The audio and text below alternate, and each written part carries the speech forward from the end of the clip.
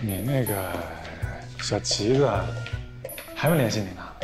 没有啊，一点动静都没有。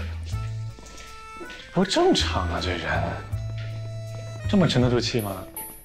啊，城府挺深的。那是个人就比你有城府。行了，我在这儿等你，进去吧。啊，记着啊，耐心点，顾全大局啊。希望这个陈大小姐今天能好好发挥，让我爸长长见识，见见她这个蛮横的嘴脸。走了，祝你好运。崔叔叔，哦，你说你这孩子怎么现在才到啊？你看都几点了？我跟你说的是几点，啊？还不赶紧给晨晨道个歉？光道歉都没诚意呀，说买包去了吗？哎，陈大小姐，这个面再收下啊。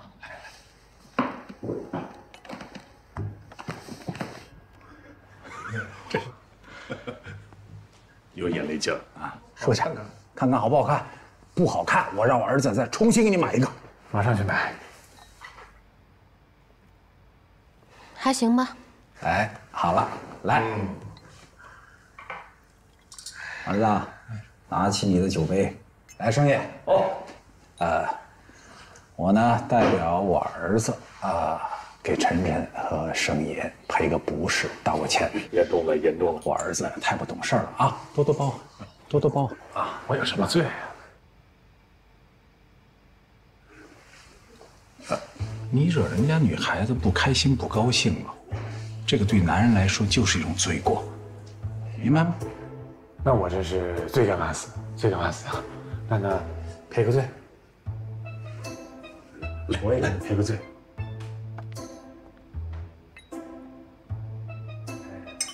哎，这下就对了嘛。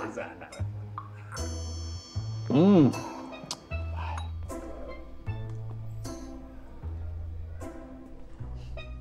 哎，志荣啊，哎，非常感谢你啊！就是为了他们这些小辈的这点小事儿啊，还得劳您亲自出家。哎呦，盛爷，您这话就说的外场了。年轻人年轻气盛，脾气大，这都可以理解。闹别扭，关系反倒会更好。你忘了咱们在年轻的时候，拌没拌过嘴，吵没吵过架？对。晨晨，那时候我跟你志荣叔叔在一块合作的时候，那时候是谁也不相信谁呀！架可真是没少吵啊。对呀，我跟你说呀，那会儿你爷爷退位，我进公司，我年轻啊，我什么都不懂，是盛爷在我人生最重要的阶段帮了我很多的忙。我们俩经常为一些生意上的事儿，两人坐下来拍桌子摔酒杯，什么事没干过，对不对，盛爷？现在怎么样了？还不是好好的。我觉得人既然有缘相识，大家就要重视这个缘分啊！我跟盛爷都看好你们俩。好。侯爵，你那个女跟班辞了吗？没有。哎，丫头，这事行了啊，过去了，何必跟一个小丫头去较劲呢？是吧？爸，我不是跟她较劲，她就是个跟班，我犯不上。我去让她滚蛋。晨晨，替你侯叔叔说句话，那女孩真不能滚蛋。那女孩是我专门从安保公司请来保护我儿子的。她原来是运动员出身，拿过冠军，拿过奖牌。她的业务能力那绝对是杠杠的。有她在我儿子身边，盛爷你也知道，我就这一根独苗，我这心里会踏实不少。是啊，怪不得他那么来劲。越是这样，他越得走。你不是人家没做错什么，干嘛要走啊？他怎么没做错啊？他欺负我，讨厌他，这够吗？晨晨，够，这样，侯叔让你今天心情愉快啊！你这样，把那谁给我叫进来，给晨晨道个歉。您说呢，盛爷？这是个好主意啊！这要把人叫来，双方一见面把事一说开了，这什么事也都解决了，是不是？好，去，那我去不了。去不去？你们开心就好啊，你们开心就成。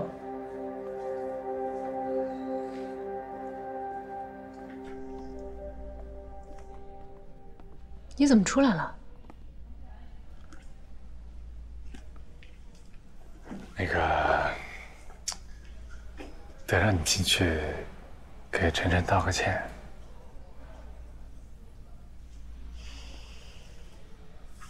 就我给我爸个面子，晨晨怎么说都不行啊！咱们去道个歉，多的什么也不说。好，那我说什么？你就说我给你道歉，就得了呗，好吧？走吧。他还没联系你吗？谁啊？小旗子。没。是不是根本就没信呢？我是不是遇到对手了？你到底进不进去啊？走吧，走吧。感谢，来。啊，哎，芝芝，对，侯爵，11，这个就是11啊。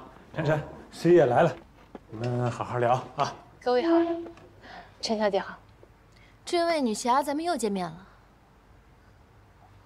陈小姐你好，之前如果我有什么做的不对的，惹您生气了，多见谅。我在这儿向你道歉。道歉了，道歉了。这一刻我等的头发都快白了。来说说，你做错什么了？丫头，醒了啊！不行。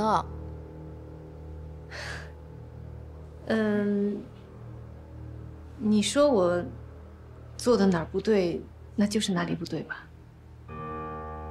我就想问你，那天你是不是故意让我出丑的？我没有。你有。你这是给我道歉的态度吗？晨晨，人家已经说道歉的话了，干嘛还揪着细枝末节不放？坐下。算了，看在侯爵送我礼物的份上，我不问这个了。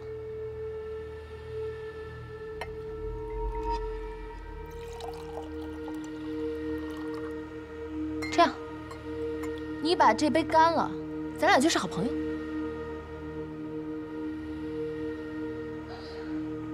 陈小姐，谢谢你的好意，但是酒我不能喝，这是我们的纪律。我就是你的纪律，让你喝你就喝。他真不能喝，他们这个行业有规定，这上岗的时候就是不能喝酒。那你要就看着生气，这样吧，反正你们这朋友做不成了，我替你把这酒喝了吧。不是，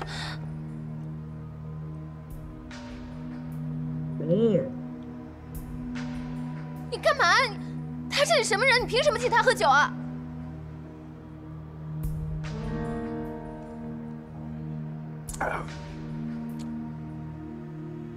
你这道歉还哪有诚意了呀？酒都喝了啊，咱别没完没了的了。可以啊，我不没完没了。这样，你把这杯干了，这杯干了我就算了。我真的不能喝。晨晨，这是人家这个职业的规矩，有这个规定，对吧？咱们最起码得尊重人家职业吧。不是，那什么意思啊？到底是他的职业重要，还是我重要？你以为你谁啊？我告诉你，我分分钟就能让你把工作丢了，你信吗？你不就是一个跟班的吗？你不就是一个人肉盾牌吗？你不就是一个看门狗吗？不许侮辱我的职业！我就侮辱你职业了！晨晨，干嘛呢？滚！行了行了，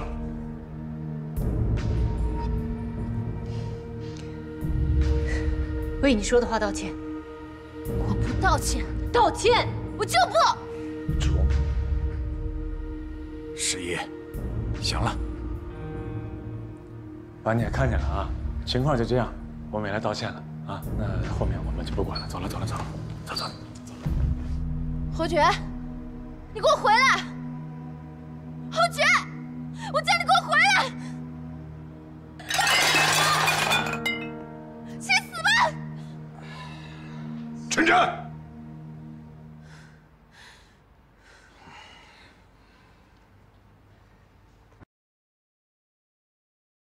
实在是不好意思，这次是我的原因，我就不应该带你来跟他道什么歉。你要生气，你得抽我2拳，别生气。我抽你什么呀？我想抽他。现在就回去抽他，走。行了你。怎么办？现在弄成这样。现在该想怎么办的应该是他。哎，我爸已经看清他的丑恶嘴脸了，不出意外的话，应该没有机会再出现在生活中了。胡觉，你看看，你等着啊，等我好消息。爸，你都看到了吧？太不像话了，您的面子都不给啊！他今天做的确实挺过分，他太过分了，就没有他这样的，是不是？但是现在陈晨在里头不依不饶的，他爸也觉得面子挂不住，他非要我们把51解雇了，你说我们该怎么办？他有什么好不依不饶的？骂人的是他，泼酒的是他，他现在有什么好发言的？不找他慢慢不错了，他还不依不饶的。何觉啊，你是真的不知道我为什么要结这门情吗？我知道您不是为了这个公司发展吗？知道就好。那接下来你应该清楚怎么做。不是爸，我们公司发展没有他我们一样发展，对不对？但是你让我跟他在一起，那不是要把我逼疯吗？就算你最后没有跟陈晨走到一起，我们没能多这个友军，也不能因为51而多一个敌军吧，对不对？51最近在几次事情上的表现是很不错，我从内心来讲，我是不想解雇他的，但是不能因为他而伤了我们陈家的和气。这么做太不值了，你说呢？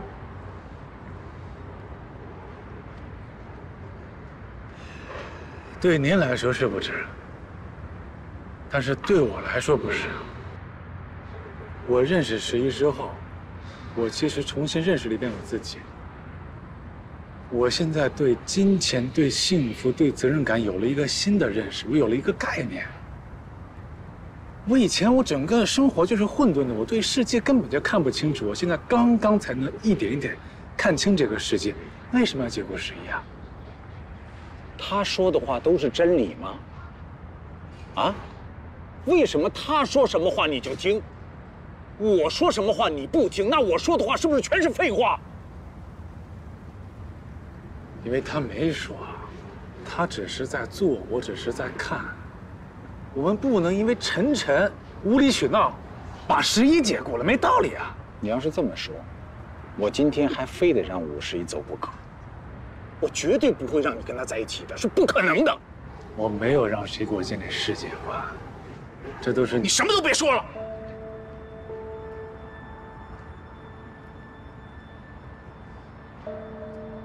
你的一切是谁给你的？啊？要是没有我们的家族公司，你现在什么都不是。你没有资格来反对我，你也没有资格来选择自己做主。马上让他走，马上。立刻！不可能。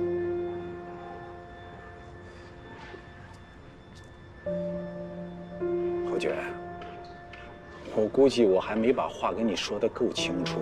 你现在拥有的这所有的一切，全是我给你的，包括51在内。跟安保公司签合同的是我，付他薪水的是我。我现在随时可以解除跟他的合同，根本没必要征求你的意见，你的意见对于我来说，什么都不是。你是不是觉得很受伤啊？啊？我这么做不是为了想伤害你，我是要让你明白一点，什么叫现实。你的未来我都已经替你安排好了，你只要照着我说的一步一步往下走就完了，就这么简单。我不要。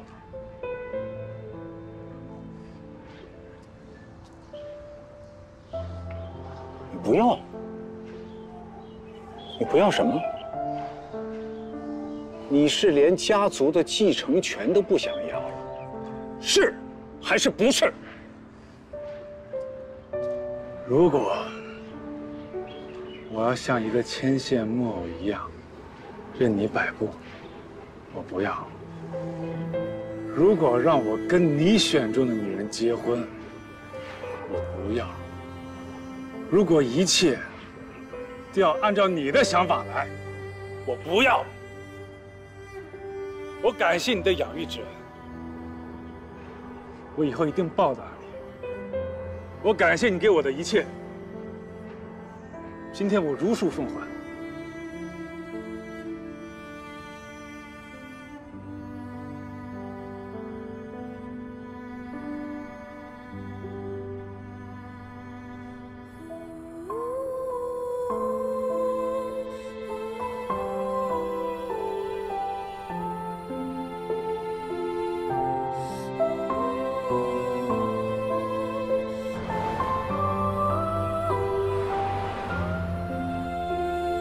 喂，给我腾个地儿，晚上去你那睡。什么事没那么废话啊！我要离开公司，离开侯志荣，赶紧！什么情况这么突然？不突然，早就该这样了。如果是因为我，别闹了啊！我跟侯志荣的事儿，跟谁都没关系，啊！赶紧回去收拾东西去。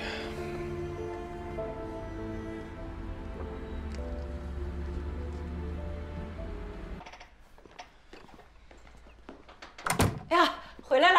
哎，我煲的有汤，喝点汤不？不在家吃饭了，以后都不在家吃饭了。哎，你怎么说话的？怎么了？又跟他爸吵架了？这次比吵架更严重。他说，他要离开他爸，出去闯一闯。天哪，那怎么可以？他没有这个能力的。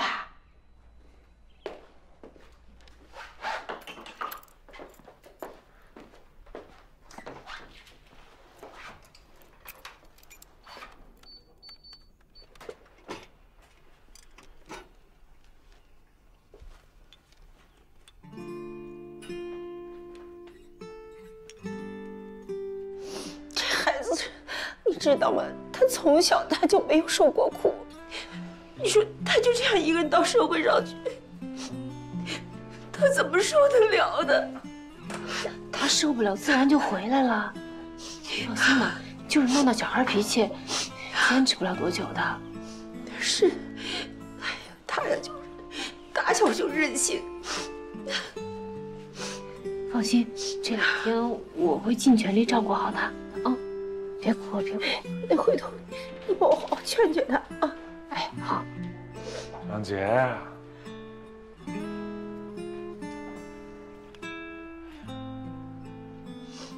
这个家里其实我最舍不得的就是你啊！你别难过，我自己之后好好混，我肯定早点回来接你啊！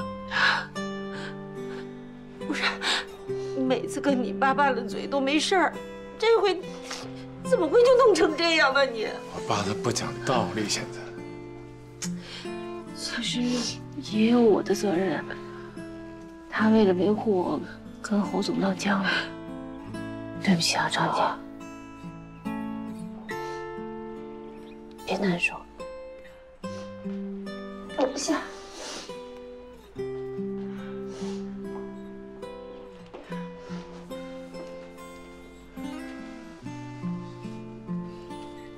等什么呢？去收拾东西啊！我再等一会儿，没准你就改变主意了。不可能改变的，赶紧收拾吧。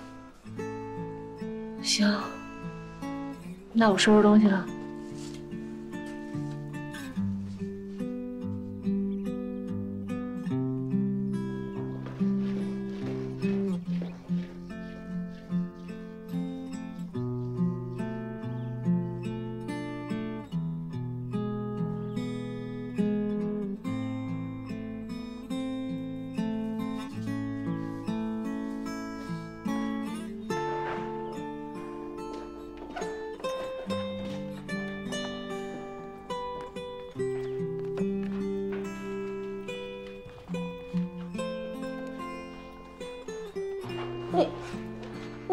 你连这个也带走啊？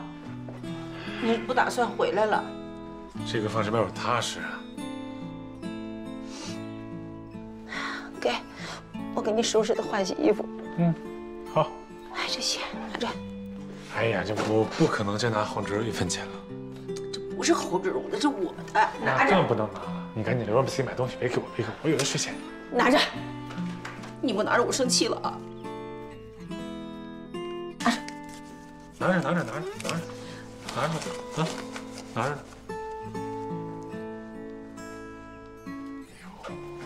好了，不哭了。舍不得你。没事。你要回来啊！哎呦，我出去好好赚钱去。不哭啊，乖啊。舍不得你。我走了，张姐。好。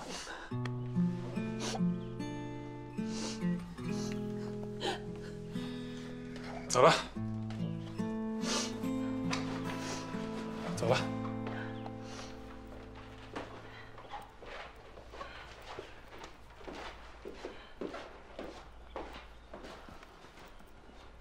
走了，张姐，先别担心啊。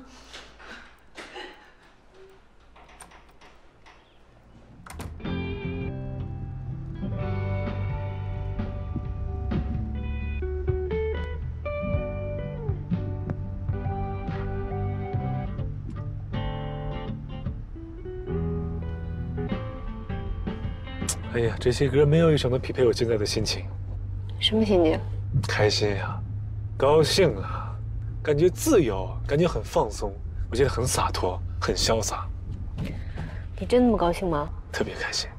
如果你后悔了，我现在掉头回去还来得及的。不可能，没有可能，往前开，不要停，不要犹豫，右转弯，一脚油门冲到底。行，那你就先高兴着，以后有你受的。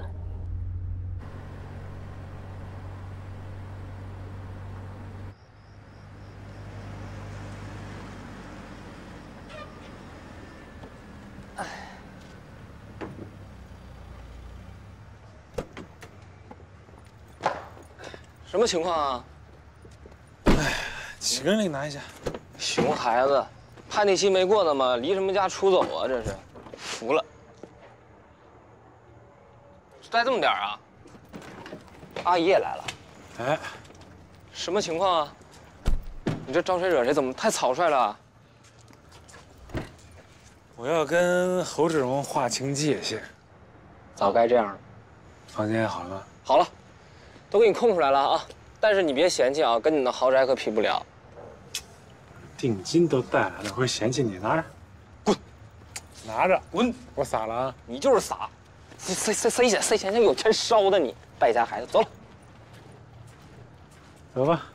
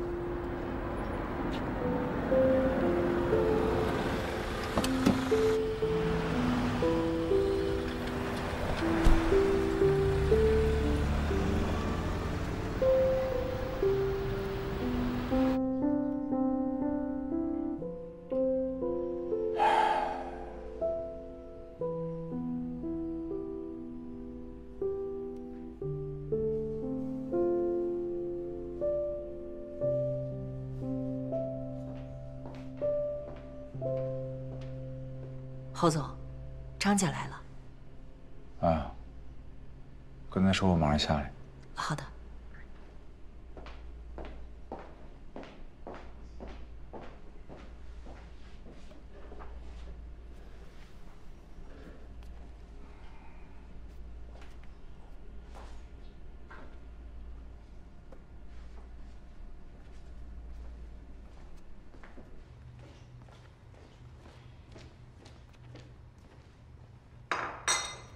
哟，张姐，这么晚了怎么来了？我睡不着。所以给我煲汤喝。谁给你煲汤喝？什么汤啊？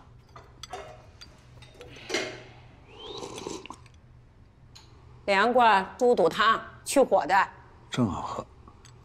不是给你煲的，我给侯爵煲的，还没来得及喝，就搬出去了。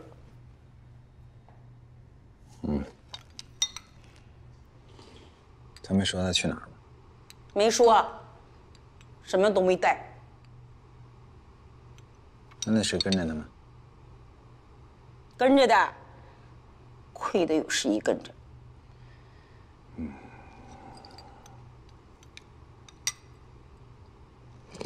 哎，我说你怎么就一点都不担心呢？啊，我跟你说啊，他这回搬出去跟他以前出国留学可不一样，那时候家里可是他的坚强后盾。张姐着什么急呀？这孩子啊，他是身在福中不知福，他在外头遇到麻烦了，受气了，他自然就回来了。哎呦，你怎么都这个时候了，你还这么说话呢？啊？哎，你说你们父子俩有什么话就不能好好说吗？有什么事不可以心平气和的好好商量吗？非得这么一天到晚就这么吵！你说他妈妈在天堂看见你们俩这样，他怎么想？喝吧，把汤喝了，你自己好好想想。我先回去了。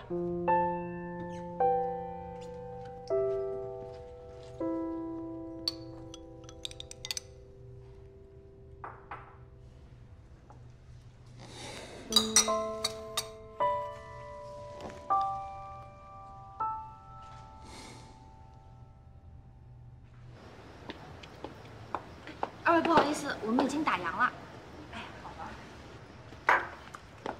老子，要按你这么说，你爸现在真的已经是可恨到无可救药了。你看吧，但凡有一天他真栽我手里，我绝对帮你好好惩治。那是我爸。开个玩笑，我就帮你过过嘴瘾。你爸多强大呀，哪轮得到我惩治人家是吧？那个话说回来啊，你这离家出走离的是不是有点太彻底了？多一双袜子都不带啊？今天这是11在我身边，我跟你说不方便，要不然我衣服我都不带，我光着屁股撒丫跑来，我什么都不沾他的。哎，刚吃完，别恶心人好吗？你这撒丫子，接下来想干什么呀？开公司啊，明天开始我就筹备公司。然后你也帮我注意点，先帮我招点人，我可能前期需要个几10个员工，然后明天我去找高级写字楼，我就开始租办公室。行，我听着都吓人。你看我这饭馆不大吧？我这么小个饭馆，你知道做起来费了我多大劲，吃了多大苦吗？你还招几十人，你真敢说呀？你本来就吃不了苦的人，你还是……你别废话，瞧不起谁呢？真不是泼你冷水啊，猴子。你别看那些人说什么白手起家，你以为真是白手起家吗？你起码你得有个启动资金吧？你干这行的起码得先有一电脑吧？我这反正没电脑，你不能上街抢去吧？钱不是问题，不是问题，钱在哪儿呢？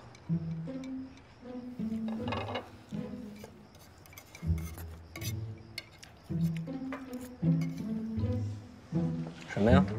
玉。哪儿来的？我妈的。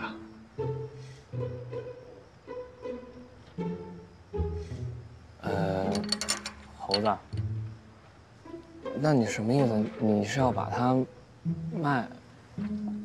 特别值钱。猴子，那个，我觉得不至于吧。这个因为毕竟是阿姨给你留下的，还挺重要的，你赶紧收回去。那个，要不行的话，什么呀？我就暂时抵押出去，我周转一下资金，对吧？下个月买回来。不是，我说认真的，你要实在不行的话，我把我。你把你什么？你有玉啊？我把我玉这方面的关系人介绍给你吧。我给你问问啊，我们家大厨好像有亲戚干这个的。天哥，天哥，大子，来，有事问你。转。你上次是不是跟我说过你家有个亲戚是干什么玉石买卖的？哦，你说的是我亲哥，他开了一个收购收藏玉石的店，啥子事嘛？亲哥，那还行。好了。你哥这次捡着了，啊！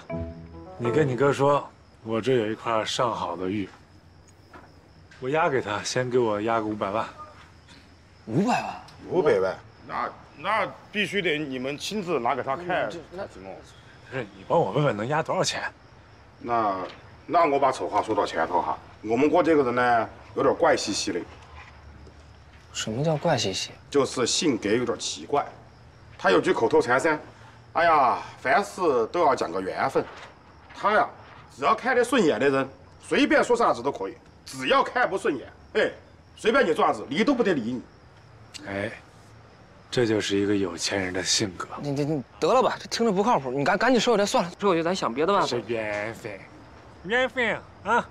走吧，咱们去看看去。那我把衣服换了，我们就出发。现在就去啊？去啊，我节省钱呢。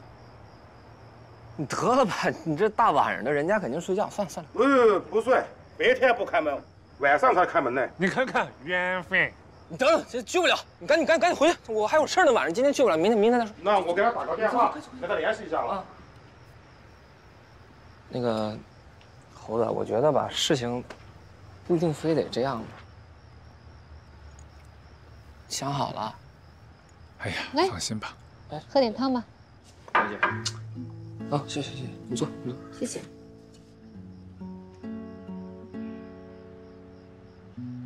十一啊，我有个事要跟你说。说吧。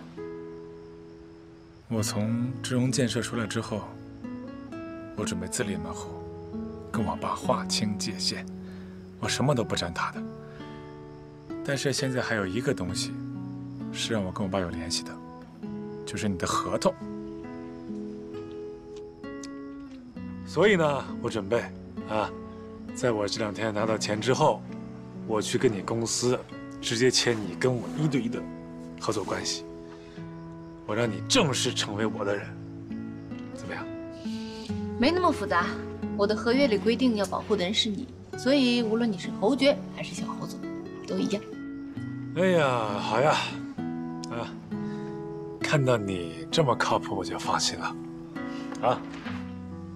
来喝点汤，来。不喝，我刚喝过，给你的。都是缘分。前面2、3个铺子就是我哥的铺子了。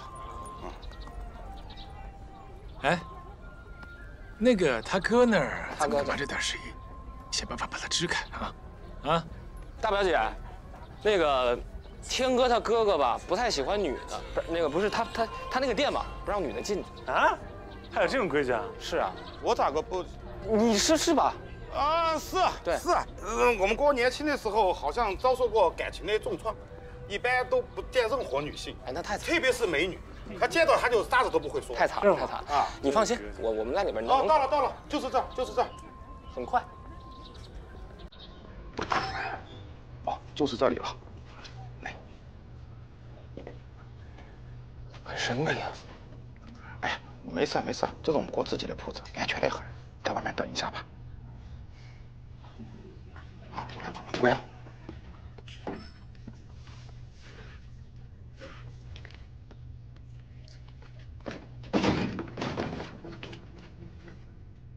哥，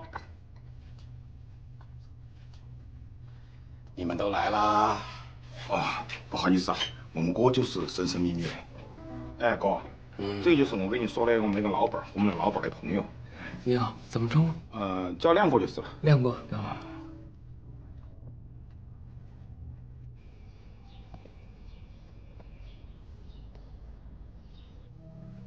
您看看啊，我这一块玉，现在能值多少？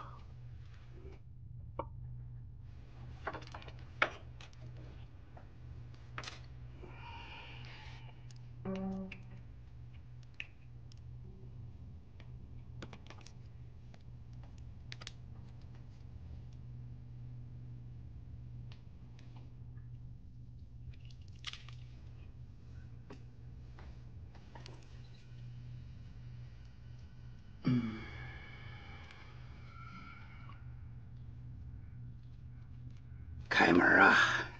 开门，开门。开门的好东西啊，翡翠，冰种，帝王绿啊，东西不错吧？那你说我这个现在能值多少钱？现在这个市场价格呢，差不多可以卖30万。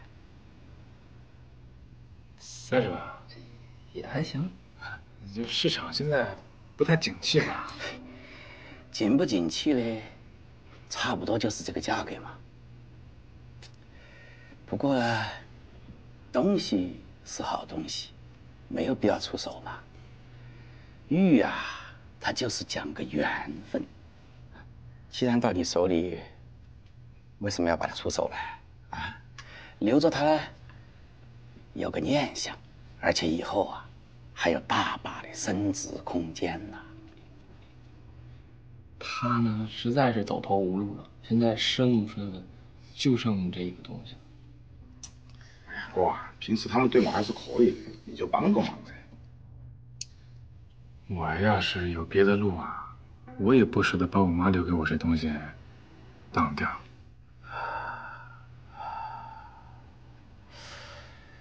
既然你能把它拿到我这里来，那证明我跟他也有缘分。要不然这样子啊，我给你10万块钱，你先把它压在这里，半年之内有钱就把它赎回去啊。实在不行，拿别的东西来抵当，我收你一点点的利息，你看怎么样啊？这个好，这个好。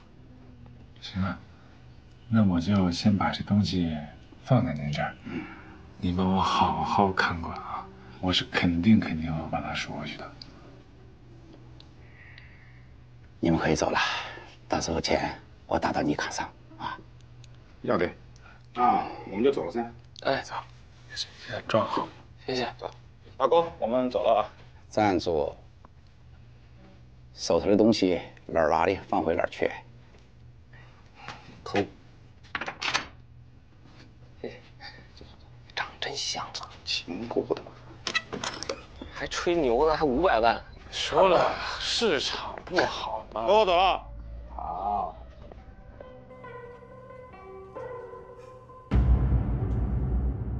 哎，你哥全不权威呀？哎呀，那个鉴宝栏目都让他去当评委，他硬是没去。你说他专不专业嘛？人生啊，就是浮浮沉沉，他到我这沉沉。你进去干嘛了？卖什么东西了？卖什么呀？他哥那有2个项目，我考虑一下要不要投资一。大项目。既然这钱投资不出去，我就给你交个房租吧，不能白吃白喝你的。滚蛋！真不要？你本来就是白痴啊。行。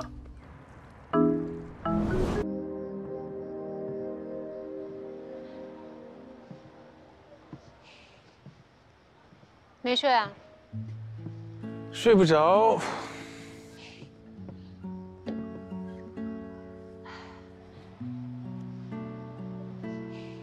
哎，你相信星座吗？星座？我不太懂星座。不过小时候我妈教我看过几个星座，什么天狼星啊、猎户啊、织女这些。以前他们工作忙，经常不在家，我就一个人坐在阳台上看星星。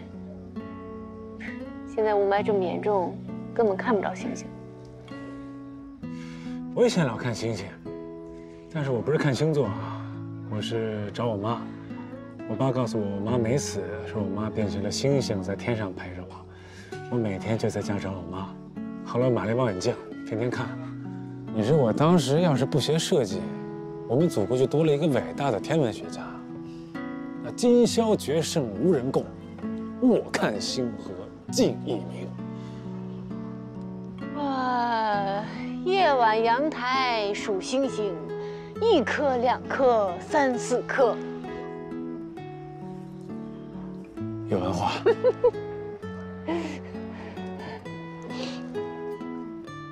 啊，谢谢你陪着我啊。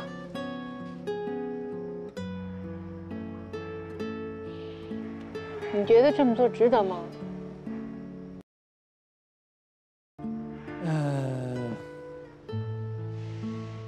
我觉得这是我人生的必经之路，经必经之路，才能见该见之人。反过来说，要想见到该见的人，就一定要走一段不得不走的路。我之前跟你说过，如果在家，我也能很舒服，能舒服的躺一辈子。但是我不想，我想多一些经历，我想多出来多闯荡，我想让自己变得丰富，变得有趣，我想让更多人喜欢我。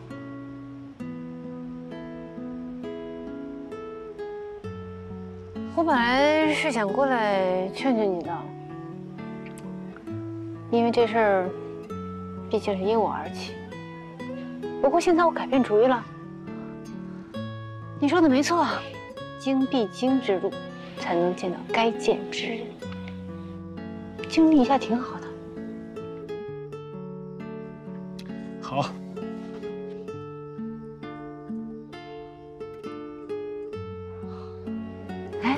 你小时候见过流星吗？见过。我从来没见过。那你的人生也不是很丰富。没准今天就能看见呢。哎。啊？什么？玻璃反光。这不无聊啊！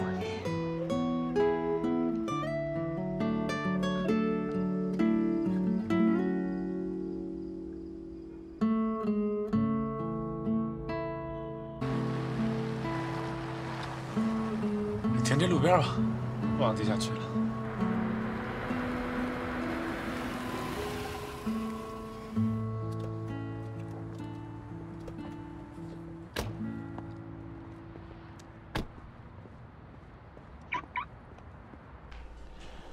哎呀，这盛爷啊，看来是不把我们当自己人看了。反应够快呀。对付我可真是不含糊。小侯总，所有的车钥匙、银行卡都在这里了，帮我转交给侯总。然后我现在要回我的办公室拷贝一下我的个人资料，可以吧？啊，可以可以。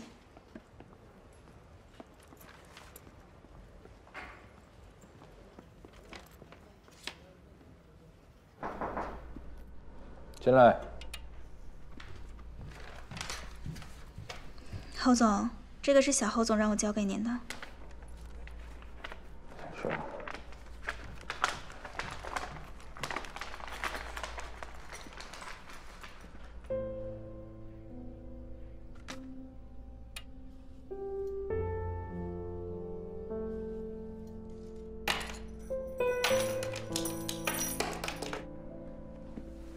小侯总这是干？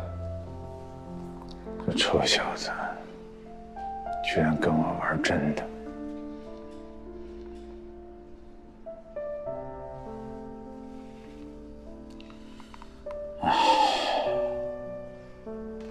他放弃了一切，向我宣布独立了。啊，您那么的爱他，公司眼下这个时候他这么干，那真是太不应该了。走吧，走吧，走得越远越好。眼不见心不烦。走吧。哎呀，他还是个孩子，做出这种事儿就是不懂事儿。您呢，千万不能把这事儿放在心上，伤了自己的身体，不值得。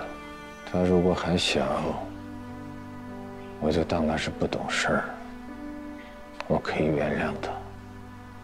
可是他现在已经长大成人了，我是不可能原谅他的。哎呀，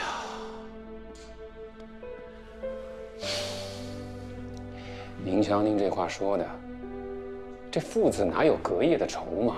他总有回心转意的一天。再说了，他现在出去闯闯也没什么不好，多吃点亏，这样就成熟了。他不知道这外面的世道有多艰难。看来他是不撞南墙不回头啊，真是拿他没办法。从小性格就叛逆，非要向我证明他能够独当一面。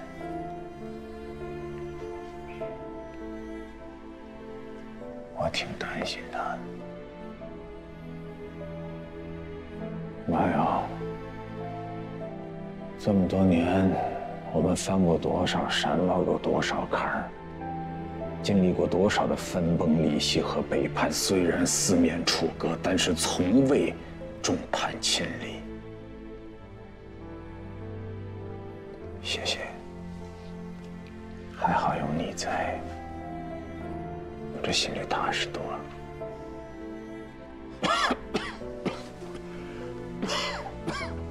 您让我喝口水吧。哎呀，先去忙了，我想一个人待会儿。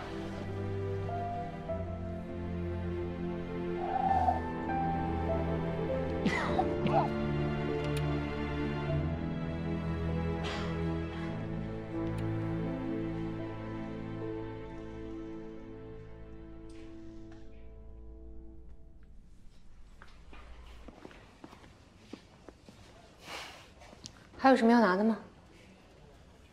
没了，什么都不拿了。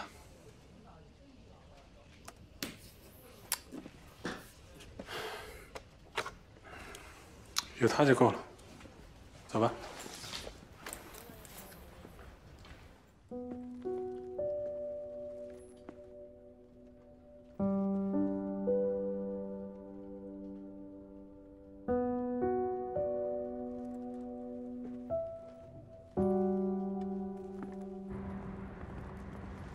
我以前没发现这楼这么高啊！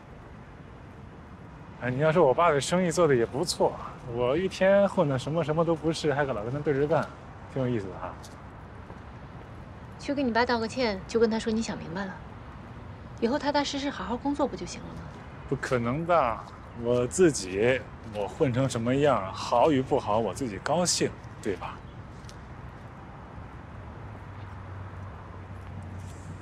这车怎么冒烟了？啊！小心！小心，快走，快走！快走！你又扑我干什么？啊！起来！起来！十一啊！十一啊！哎，十一！十一！怎么回事啊？啊，这咋了这是？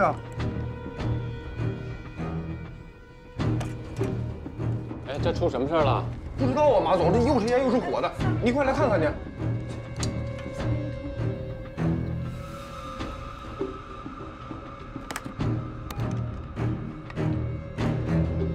安保部啊，我是马勇，这楼下什么情况啊？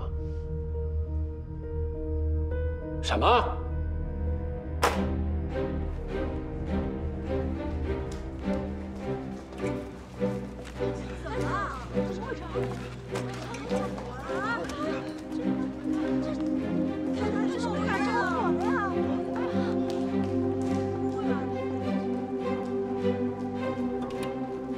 出事了，侯总，出事了！出什么事儿？那么慌里慌张啊！就刚才楼下发生了爆炸，就在侯爵的车旁边。侯爵现在在哪儿？在哪儿？侯爵在现场，但情况不明。到底是谁要害他？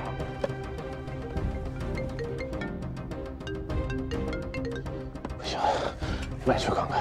你确定吗？我去现场。哎，侯总，好，怎么了？侯爵没事，没事了。你确定吗？毫发无损，但是51为了保护他受了伤，人都去了医院了。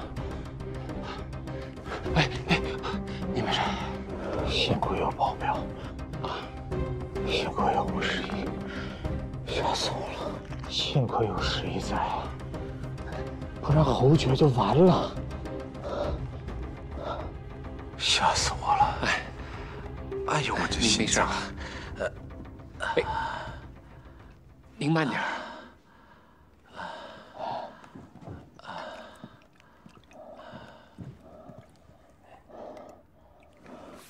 您慢点儿。你现在赶紧去现场看看，那边到底什么情况？你不用管我去，我去。您放心啊，别着急。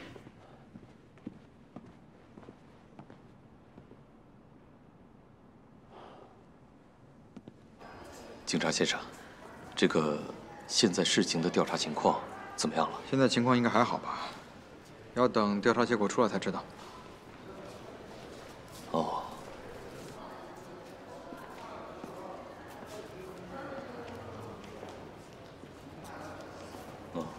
哎，大夫，他这怎么样？已经缝合完了，患者清醒。缝针了？对。缝多少针？缝了10针，他在左肋部一个皮外伤。啊。那今后还需要注意什么吗？那个回去以后按时来换药。那他这严不严重啊？也不算什么太严重吧，就是一个皮外伤，没有伤及到内脏。那好，医生，那谢谢你啊。侯先生，麻烦你跟我们回所里协助调查。那个，你等我，等他出来看他一眼好了。啊，侯先生，你放心，有我们在这儿呢。你呀，就跟警察去吧。好吧。那你们看着他。好，你们看着他啊。放心。哎，周全，你跟着一起过去，照顾好侯先生。好。哎，注意安全啊！放心。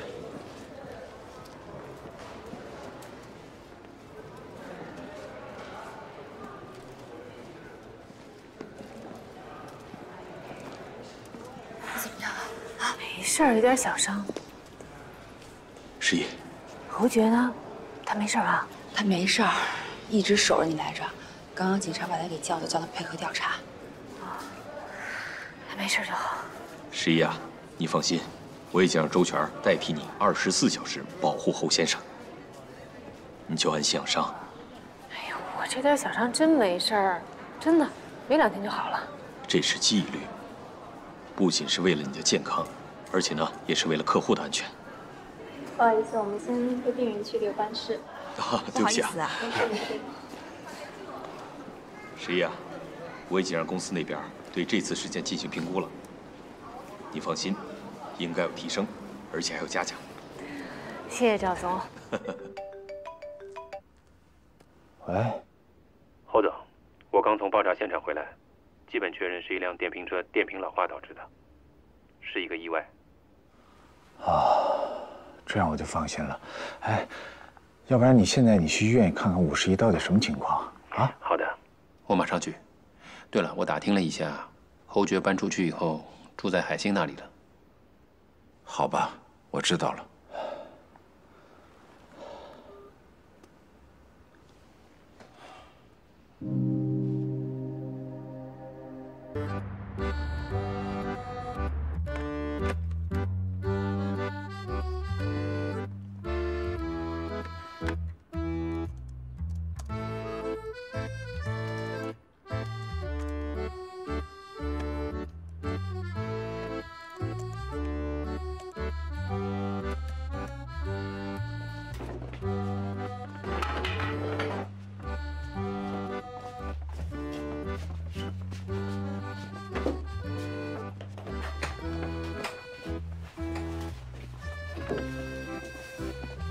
哎，你干嘛呢？哎，你干嘛呢？帮他搬下去。放下，伤口撑开了一会儿。哎呀，没事，我这点小伤不耽误干活。下去待着去啊，别捣乱了。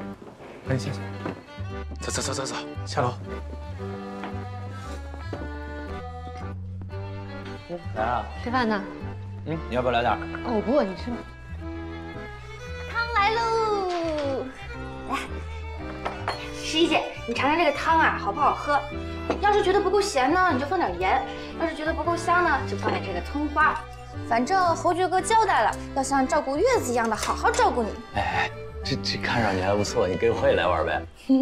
这是十一姐专属的，没你的份儿。嘿。给你喝吧，我也不饿。别，还是你喝吧啊，好好把身体养好。这又不是什么大事。以后啊，你这个消费水平这方式啊都得改。今天呢，我先带你适应适应，买东西只能来这儿买。一会儿呢，我不说话，我看你怎么那个讲价，好不好？给我展示一下一会儿。这边。看看袜子没？这袜子怎么卖？3块。哎，来了你，还在。这个我哥们儿想挑2双袜子，展示吧。啊，你这个多少钱一双？3块钱一双。3块钱一双。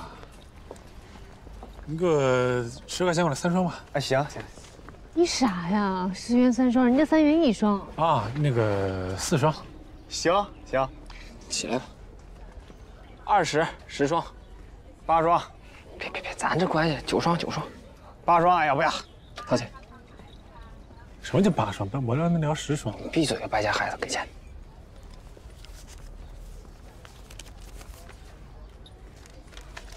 有人来了！哎，你干嘛？追！快！追！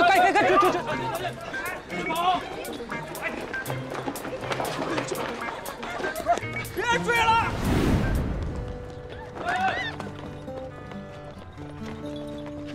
这个慢点。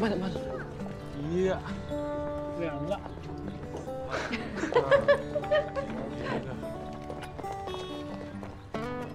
几双啊？10双，占2双。败家孩子懂事了啊，出息了，挺好，很好，非常好。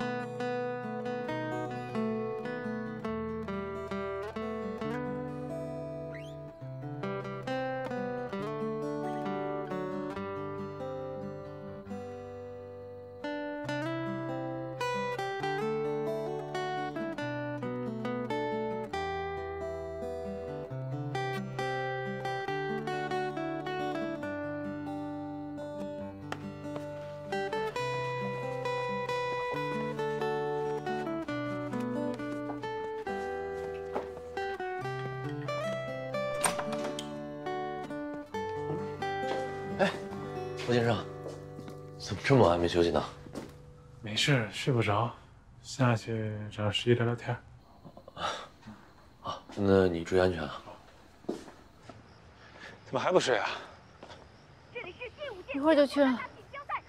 我先看会儿视频。看什么呢？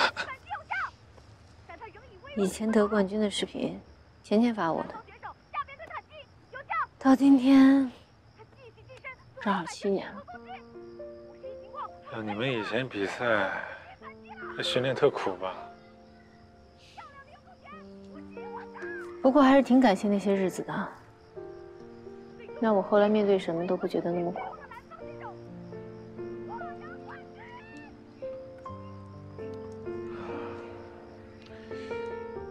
其实我最近一直想找你聊聊，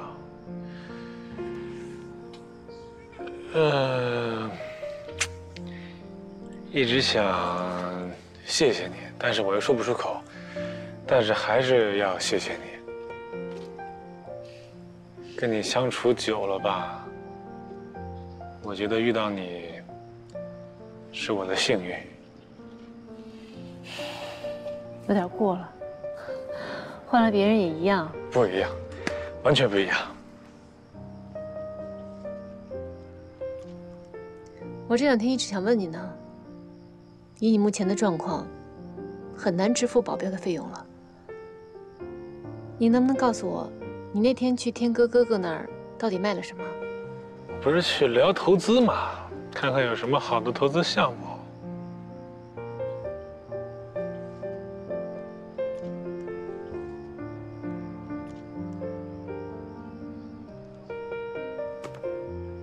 我去，我妈不给我留一块玉佩嘛，我拿那个换了点钱，先周转资金，过2个月赎回来。你妈给你的玉佩，那很珍贵，你怎么能卖了呢？不是卖了，我算是抵押在那儿，然后她先给我拿一部分钱，啊，我先用，然后我会赎回来的。行吧，在你赎回玉佩之前，你不需要付我任何保镖的费用。那不行，我没再跟你商量，这是我履行合约的先决条件。你靠这个生活的嘛，这个就这么定了。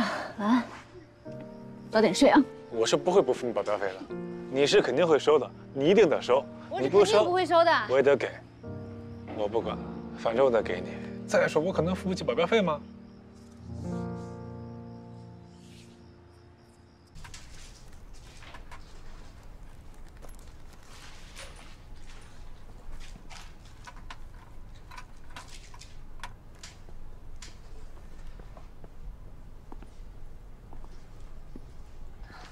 大夫，我这伤口恢复的怎么样啊？啊，你这个恢复的还不错，挺好的。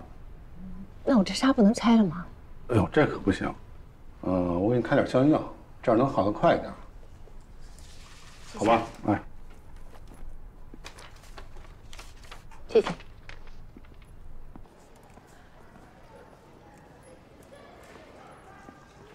怎么样？医生说我恢复的很好，没事儿。换个药还兴师动众的，我说就不用来了。不是你这也是为我受的伤嘛，我肯定得来看，我必须得来。现在看见了，放心了吧？你可以走了，我还有事儿呢。你要干嘛去？拜托，我现在不是你保镖，我能不能安排点自己的生活？安排自己生活可以，但是得在我的眼皮底下。我妈过生日，我能请个假吗？那我勉强答应吧。谢谢。